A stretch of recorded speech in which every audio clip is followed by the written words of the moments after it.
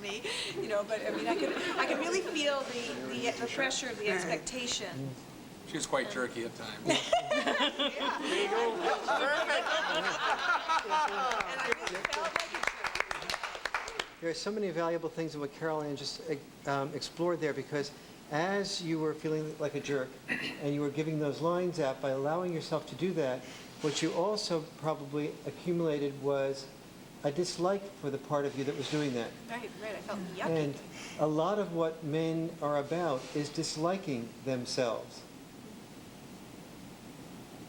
Is disliking the part of them. Basically, what we teach in the society is that sex is dirty. Now, the 14-year-old boy, you barely know what sex is, you just know it's dirty. You barely know what a female is, but initiate the dirt.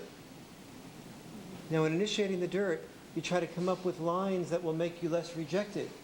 In coming up with lines that make you less rejected, you see yourself as a jerk, initiating the dirt, which means that you can't even trust yourself, no less have the other person trust you.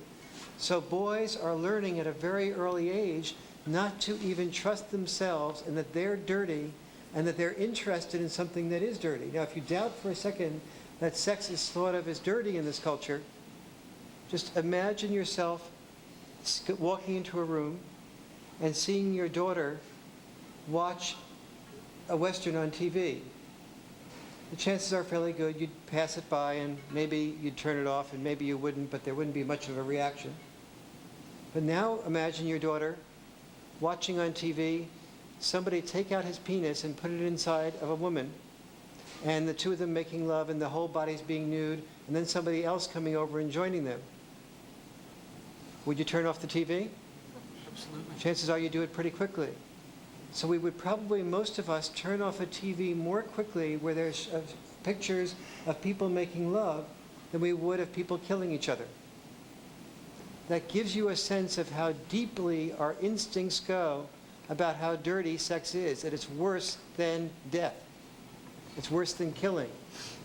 And yet we ask people, our boys, to do it and to initiate it, and then in order to be accepted, to come up with the right lines for it, and then when the conversation changes, to manipulate the conversation back into where we want to, so we start beginning to see ourselves as a manipulator, a jerk, a liar for the lines, somebody not trusted in doing something dirty. This is age 13 when your identity is being formed. And that's one of the reasons why men have not protested the women's movement at all, practically, because there's a part of almost every man that feels guilty and jerky and distrustful of himself for doing what he is being programmed to do.